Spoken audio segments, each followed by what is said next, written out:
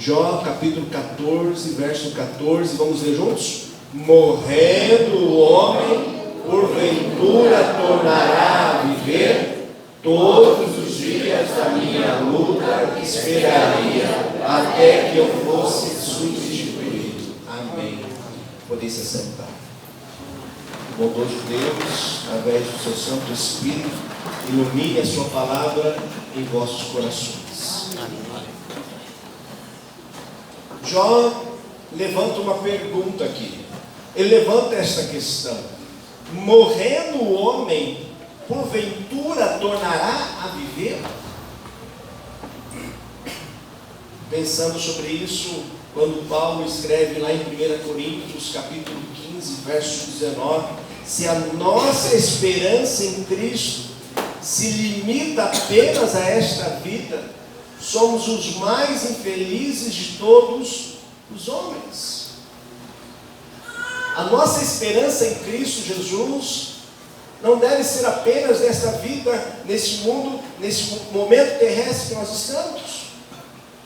Jó levanta essa questão perguntando: morrendo o homem, porventura tornará a viver? O que você acha? Quando Jó começa o capítulo 14, ele diz o seguinte no verso 1: o homem nascido de mulher vive breve tempo cheio de inquietações, cheio de inquietação. E nós já vimos sobre isso quando já estudamos sobre o breve tempo que nós passamos aqui na face da terra. Falei sobre ler esse texto, fazer uma intertextualização entre esse texto de Jó, capítulo 14, Salmo 90, onde Moisés, o salmista, está dizendo ali, referente à eternidade de Deus e à brevidade da vida humana na face da terra. Jó então lembra que o homem nascido de mulher, ele vive breve tempo. E como é esse breve tempo que nós vivemos aqui na terra? Jó descreve que esse breve tempo é cheio de inquietação. E quando nós falamos dessas inquietações, nós vimos que no hebraico aqui, inquietação são os problemas, são as coisas cotidianas, as coisas que nos traz ali certas dificuldades do dia a dia. E nós falamos de algumas áreas que nos trazem inquietações. A luta contra o inimigo das nossas almas, a questão familiar, a questão entre os relacionamentos entre amigos, no trabalho, no dia a dia. A vida, ela é cheia de inquietação. Então, aqui nesta igreja nós não fazemos propaganda dizendo que a sua vida vai parar de sofrer. Se alguém dizer isso, eu digo que isso é uma verdadeira mentira. Porque enquanto estivermos nesta vida, nesta terra, nossa vida será cheia de inquietação. Esse não é o meu desejo para você, mas são ciclos da vida. Nem todo mundo está a todo momento feliz e nem todo mundo está totalmente triste a todo tempo. Se você está nesses dois extremos, você precisa procurar um psicólogo, procurar um gabinete pastoral para a gente conversar, tá bom? O certo é nós termos uma vida equilibrada. A vida é cheia de momentos, cheia de ciclos. Ora é hora de viver, ora é hora de se alegrar, hora às vezes de perder, hora às vezes de ganhar. É assim a nossa vida. Às vezes nós temos dinheiro, às vezes não temos dinheiro, às vezes nós recebemos o mesmo salário e de repente olhamos para a conta bancária e nem sabemos para onde foi o dinheiro. Não é assim? Ora, não sabemos muitas vezes da questão da saúde, ora temos saúde, ora estamos indo aos médicos. Hoje mesmo fui ao hospital com Thalita, um problema de saúde, mas já está melhor, graças a Deus. Então a vida é cheia de ciclos, cheia de inquietação. O filósofo teólogo dinamarquês chamado Kierkegaard, ele diz assim: a doença mortal para o homem é o desespero.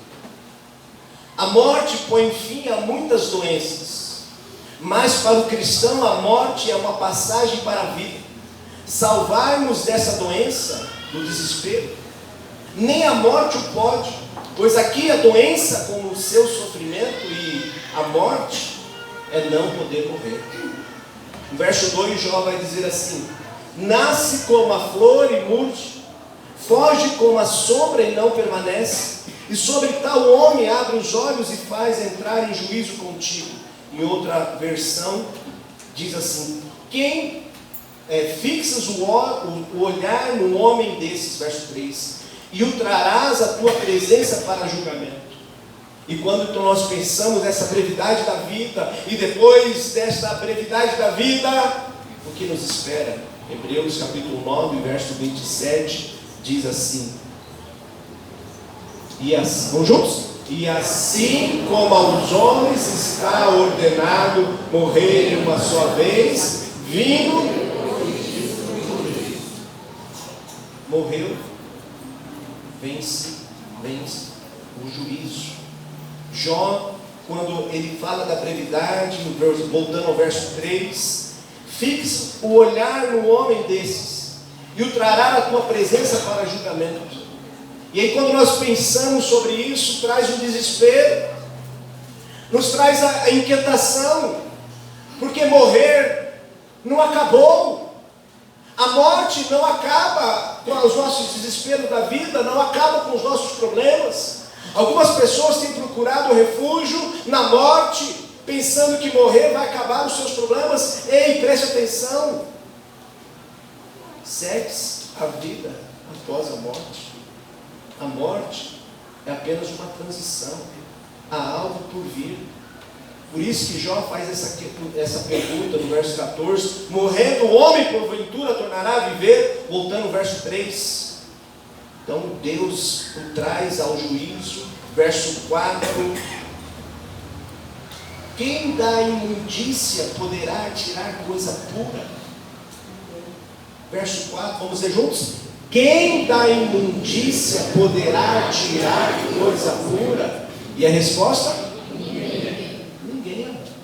Então quando o Jó se olha para a sua vida, para a brevidade da vida, e olha que no momento que se encontrará com o Senhor, a grande questão, o desespero do homem é dizer ou encontrar que as obras da sua mão, aquilo que ele fez, não é suficiente para comprar e lhe garantir a salvação eterna. Porque quem da imundícia pode tirar a coisa pura? Por mais boa gente que você tenta ser, por mais pessoa inteligente, por maior que seja a sua graduação, a sua vida socioeconômica, existe algo em você que se chama pecado, e o pecado nos afasta de Deus. Isaías, quando esteve diante de Deus, Isaías 6, verso 5, Isaías disse assim, quando ele estava diante de Deus, do Deus Santo, ele disse: ai de mim, estou perdido, porque sou homem de lábios impuros, habito no meio de um povo impuro, puros lábios, e os meus olhos viram o Rei, o Senhor dos exércitos. Assim é quando nós encontramos e buscamos a Deus e pensamos na santidade de Deus, olhamos para nós, para a nossa identidade, para o nosso eu, entendemos o quão longe estamos dessa santidade. Aí a pergunta que Jó fala: quem da imundícia poderá tirar coisa pura? Romanos capítulo 3, verso 10 vai dizer assim, como está escrito: não há justo nenhum sequer. Olha para a pessoa que está ao seu lado. Essa pessoa não é tão justa como você acha que ela é. Não é. Ah, pastor, você está me julgando, você nem me conhece. Pois é, meu querido. Não sou eu que te julgo, mas a palavra de Deus que nos julga.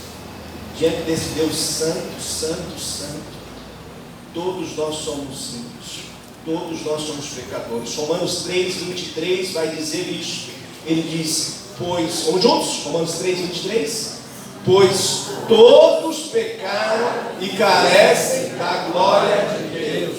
Então, todos, aqui diz todos, inclusive este seu irmão, essa sua irmã que está no seu lado, é pecador e carece da glória de Deus. Olhando para nós, será que há esperança para esse mundo? Há esperança para esse ímpio? Aí Jó vai descrever no verso seguinte, a partir do verso 7, ele diz que para a árvore há esperança. Ele diz: porque há esperança para a árvore, pois mesmo cortada ainda se renovará, e não cessarão os seus rebentos. Se envelhecer na terra a sua raiz, e no chão morrer o seu tronco, ao cheiro das águas brotará, e dará ramo como a planta nova. Então há esperança para a árvore. A árvore cortada, a árvore que passou pelo incêndio ali, mantendo o seu rebento. Há esperança para aquele rebento, há aquela esperança para aquele galho, para aquele ramo, de alguma forma ainda vir vida sobre a face da terra. Mas e o homem morrendo? Verso de número 10. O homem, porém, morre e fica prostrado. Expira o homem, e a pergunta é: onde está? Aonde está? Verso 11: como as águas do lago se evaporam, o rio se esgota e seca, assim o homem se deita e não se levanta, enquanto existirem os céus, não acordará, nem será despertado do seu sono. Que me encobrisses na sepultura e me ocultasses até que a tua ira se fosse, e me pusesse um prazo e depois te lembrasses de mim. Aí o verso 14 que nós estamos olhando: morrendo o homem, porventura tornará a viver? Vamos repetir juntos essa pergunta? Morrendo o homem, porventura tornará a viver? Então, quando Jó faz essa análise, olhando para o homem que vai para a sepultura, e ele ficará ali no seu sono, ele está falando, olhando para a nossa vida terrestre. Morrendo o homem, porventura tornará a viver? Certo homem rico foi fazer essa seguinte pergunta para Jesus, lá em Mateus capítulo 19, verso 16. Eis que alguém se aproximou e lhe perguntou: mestre, que farei eu de bom para alcançar a vida eterna? Então veja que a pergunta dele era: o que eu posso fazer para ganhar a vida eterna? E quando nós lemos em Jó 14, morrendo um homem, este homem aqui do verso 14 de Jó, não é Ish, no hebraico Ish, que é para homem, homem masculino, ou Ishá, mulher, sentido feminino, ou Adão, outra palavra usada no hebraico para descrever o homem no sentido genérico, tanto homem como mulher. Aqui é usado Geber, ou Geber, que significa homem, homem forte, guerreiro, enfatizando força ou habilidade para lutar. Então, quando Jó, verso 14 diz assim: morrendo o homem, em outras palavras, morrendo o homem valente, o homem trabalhador, o homem guerreiro, porventura tornará a viver? Será que por mais valente que você seja, por mais trabalhador e guerreiro que você seja, será que tem algo na face da terra que você pode fazer para ganhar a vida eterna? E foi exatamente essa pergunta que este jovem chegou diante de Jesus e disse: mestre, que farei eu de bom para alcançar a vida eterna? Aí Jesus respondeu para ele: por que me acerca do que é bom? Bom só existe um, se queres porém entrar na vida, guarda os mandamentos. E aí ele perguntou: quais? E Jesus respondeu: não matarás, não adulterarás, não furtarás, não dirás falso testemunho, honra teu pai e tua mãe, amarás o teu próximo como a ti mesmo. Replicou o jovem: tudo isso tenho observado. E aí ele faz a seguinte pergunta: o que me falta ainda? Me falta mais alguma coisa? Disse-lhe Jesus: se queres ser perfeito, vai, vende os teus bens, dá aos pobres e terá um tesouro no céu. Depois vem e segue-me. Tendo, porém, o jovem ouvido essa palavra, retirou-se triste, retirou-se aqui desesperado, retirou-se angustiado, por ser dono de muitas propriedades. Então Jesus disse aos seus discípulos: em verdade vos digo que o rico dificilmente entrará no reino dos céus. E ainda vos digo que é mais fácil passar um camelo pelo fundo de uma agulha do que entrar um rico no reino de Deus. Ouvindo isso, os discípulos ficaram grandemente maravilhados e disseram: sendo assim, quem pode ser salvo? eu acho que a grande pergunta nesse texto é essa. Alguns vão perder algum tempo dizendo assim, que esse buraco de agulha, né, Jesus está usando de uma porta lá em Jerusalém, onde os camelos só passam com os joelhos dobrados, né? Outros vão dizer que ali é uma agulha mesmo, Jesus usando como ilustração para dizer que praticamente é impossível, em outras palavras, é impossível ao homem ser salvo. E aí então os discípulos perguntam, então quem pode? A pergunta é essa, quem pode ser salvo? Quem pode herdar a vida eterna? E aí Jesus responde para os seus discípulos, Jesus fitando neles os olhos e diz, isto é impossível aos homens. Vamos ler juntos? Isto é impossível aos homens. O que é impossível aos homens? O que é impossível aos homens? Alcançar a salvação pelos seus próprios méritos. Isso é impossível. Morrendo o homem valente, o guerreiro, por mais trabalhador que seja, por mais boas obras que ele faça, por mais esmolas que você tente dar, por mais fiel que você tente seguir, a religião que você segue, é impossível ao homem ser salvo pelas suas obras, é impossível o homem ser salvo por si próprio. E aí Jesus então, para acalmar o nosso desespero, ele diz assim, mas para Deus tudo é possível. Vamos juntos? Mas para Deus tudo é possível. Se para nós, seres humanos, é impossível alcançarmos a salvação, morrendo o homem valente, morrendo o homem guerreiro, porventura tornará a viver, para nós, seres humanos, é algo impossível. Mas para Deus, nada é impossível. Giggert vai dizer assim, a salvação é, portanto, o supremo impossível humano, mas a Deus tudo é possível. Este é o combate da fé, a qual luta como louca pelo possível. No possível tem o crente um eterno e seguro antídoto do desespero, porque Deus pode a todo instante, e é essa a saúde da fé que resolve as contradições. A minha salvação não está naquilo que eu faço, na minha fidelidade. A minha salvação está naquele que me salva, que é o meu Deus, o meu Senhor, por meio de Jesus Cristo, o seu sacrifício. A diferença do cristianismo para qualquer outra religião do mundo é aquilo que escreve Isaías capítulo 64, verso 4. Enquanto nas religiões por aí o ser humano tem que trabalhar para Deus, fazer sacrifícios para Deus, o Deus dos cristãos, Isaías 64, 4 diz assim, porque desde a antiguidade não se ouviu, nem com o ouvido se percebeu, nem com os olhos se viu, Deus além de ti, que trabalha para aquele que nele espera.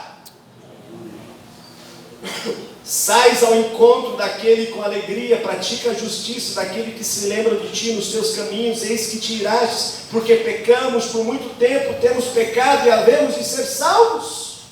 Essa é a pergunta.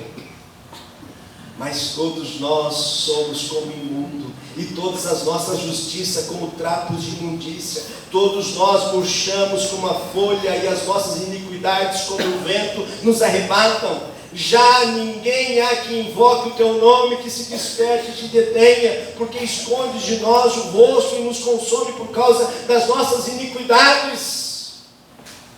Vamos juntos? Mas agora, ó Senhor, Tu és o nosso Pai, nós somos mal, e Tu o nosso rei, e todos nós obra das Tuas mãos. Aleluia. Amém. Louvado seja Deus.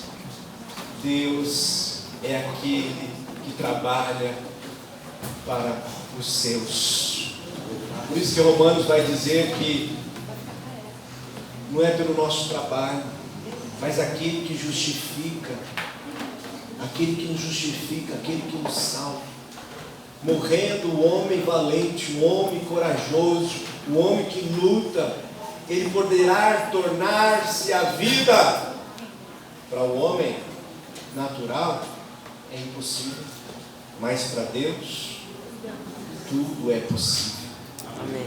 Quero concluir dizendo: quando o desespero tentar adoecer-te, quando situações difíceis, problemas te cercarem, as inquietações do dia a dia te cercarem, exercite a sua fé em Deus, que tudo pode nesta vida e no além. Deus tudo pode, Deus tudo sabe, Deus tudo conhece, Deus está agindo em cada situação das nossas vidas. Não coloque os seus olhos nos problemas, nas inquietações da vida, mas coloque os seus olhos em Deus. Geazi, quando viu o exército da Síria, temeu, porque havia uma grande multidão. Mas Eliseu clamou a Deus e pediu a Deus para abrir os seus olhos e ver que maior é o exército de Deus do que o exército do mundo. Pedro, quando estava andando sobre as águas, olhou para o vento e começou a afundar. E Jesus então veio, salvou-lhe e colocou em segurança em cima do barco. Toda vez que eu, como cristão, eu tiro os meus olhos de Cristo, tiro os meus olhos do Deus que tudo pode, agindo Deus, quem impedirá, crendo que o Senhor é o meu pastor e nada me faltará, crendo que o Senhor é conosco e nada, nem nesse presente, nem no porvir, poderá nos separar do amor de Deus em Cristo Jesus. Quando eu tiro os meus olhos da pessoa de Deus, da possibilidade de Deus, dos improváveis e dos impossíveis de Deus em nós, eu entro em desespero. Mas nesta noite, eu quero clamar que você volte os seus olhos pela fé em Jesus Cristo, aquele que pode te salvar, fazer perdoar, que pagou o preço pelos seus pecados e que pelo seu sangue remidor lá na cruz do Calvário te faz limpo, para você sair daqui perdoado, transformado, para viver uma nova vida, com esperança, com fé, com amor, para viver a vida eterna. Porque morrendo o homem, poderá ele tornar-se a viver? A resposta é sim. Nós cremos que Deus tudo pode, e que esse corpo não ficará da sepultura, que o Senhor há de ressuscitar-nos para vivermos a eternidade com Ele.